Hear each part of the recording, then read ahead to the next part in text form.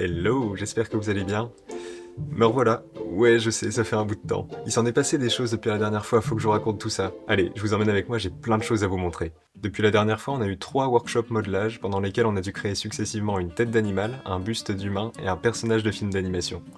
Pour chaque projet, on avait 3 jours et même si j'ai pas super bien réussi les 2 premiers, je suis plutôt content de mon Buzz l'éclair. Et regardez les dingueries que les gens de ma classe ont faites, ils sont vraiment super doués. Dans ma dernière vidéo, je crois qu'on commençait à peine les cours de 3D et là, on a fini pour cette année. On a fait plein de projets, une chaise œuf, une nature morte, un Lego, et on a passé énormément de temps sur le tout dernier. On devait recréer une image à l'identique parmi une sélection qu'on nous avait donnée. J'ai choisi de refaire cet intérieur de Hobbit qui me plaisait bien, jusqu'à ce que je zoome vraiment dans l'image. Ouais, c'est une image faite par IA, donc forcément il y a des trucs qui sont pas cohérents. Mais dis-moi, Jamy, que font les appareils électroniques dans une maison de Hobbit? Pour ce genre d'exercice, le processus est assez simple, la réalisation l'est beaucoup moins. En gros, ce qu'on fait, c'est qu'on place l'image en arrière-plan et on vient disposer nos objets par-dessus avec des formes basiques pour pouvoir choisir la bonne focale de caméra, avoir des proportions cohérentes, etc. C'est ce qu'on appelle le mass block. Une fois que c'est en place, on passe à la modélisation. On cherche des références pour nos objets et on les fait avec un mesh, un maillage, le plus soigné possible. Vous savez, c'est les tout petits carrés qu'on voit et qui définissent les volumes. Ça prend beaucoup de temps, surtout quand on a des dizaines et des dizaines d'objets à modéliser. Et enfin, on peut passer à l'éclairage et aux textures. Le lighting, c'est vraiment la partie la plus fun, je trouve. C'est là qu'on peut vraiment donner une ambiance à notre scène. Et pour les textures, comme j'en avais marre de devoir tout connecter un par un dans l'Hypershade de Maya, je me suis fait un petit script Python qui automatise tout ça, comme le Node Wrangler de Blender pour ceux qui connaissent. Il est encore à peaufiner, mais il m'a déjà fait gagner un temps fou. Et après des dizaines et des dizaines d'heures de travail, voici mon résultat. Il est pas parfait, je m'attendais à faire mieux, mais en fait j'ai sous-estimé la difficulté de reproduire une image à l'identique. J'ai pas encore eu la note, mais j'espère qu'elle sera bonne quand même. Par contre, ce qu'ont fait certaines personnes de ma classe, c'est bluffant. Et regardez ce rendu, c'est le rendu de Lucie. Ça c'est ce qu'elle a fait. Ça c'est la ref. Si on regarde les deux côte à côte, bah c'est pareil en fait. Regardez-moi ce fauteuil, la texture qu'il y a dessus, la lumière, la modélisation. Vraiment tout est nickel. Elle a même fait du groom pour les tapis. Regardez ça. Là on a le rendu d'Elodie, c'est pareil, c'est magnifique. Là c'est le rendu de Salomé, elle a fait la même pièce que moi. Regardez-moi ça. Il y a le rendu d'Erin que je trouve fou aussi, regardez ça.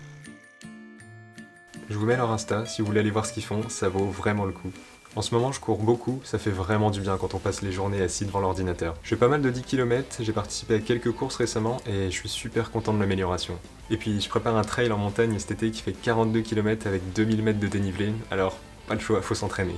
Aujourd'hui, je vais faire du fractionné, je vais faire du 2 x 10 x 200 mètres à 3,10 du kilomètre. J'ai jamais fait ça, donc on va voir ce que ça donne. J'ai découvert récemment qu'il y avait une piste d'athlétisme juste à côté de chez moi. Alors c'est vraiment parfait pour ce genre d'entraînement. Ok, let's go.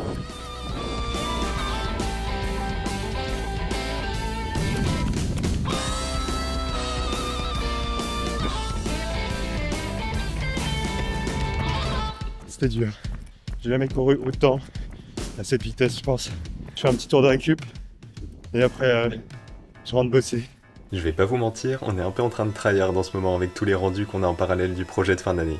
Et justement, j'y viens à ce fameux projet. On doit faire un générique animé d'un film d'animation de notre choix dans un style complètement différent.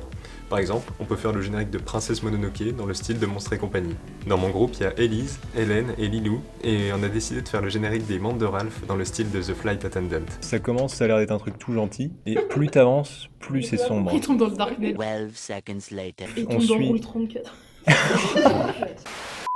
Tu vas voir, regarde ça. Est-ce que tu veux voir le baby-foot déjà? T'as déjà vu un... Regarde ça. T'as pas l'air convaincu, t'es épaté hein? Bah ouais. RP1. Je vais te décéder un peu. Hein? Ouais. Ah ouais. Vous en pensez quoi le RP1?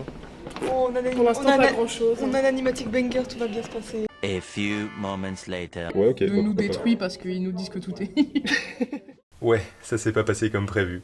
En fait, dans ce milieu-là, il faut pas avoir peur de recommencer, de faire des dizaines, voire des centaines de modifications. Parce que raconter une histoire de façon efficace, c'est pas si facile que ça en a l'air. Alors déjà, commencer avec un générique, je pense que c'est une bonne chose. Je vais pas vous mentir, c'est un peu le rush, on aura fini dans moins de 2 semaines.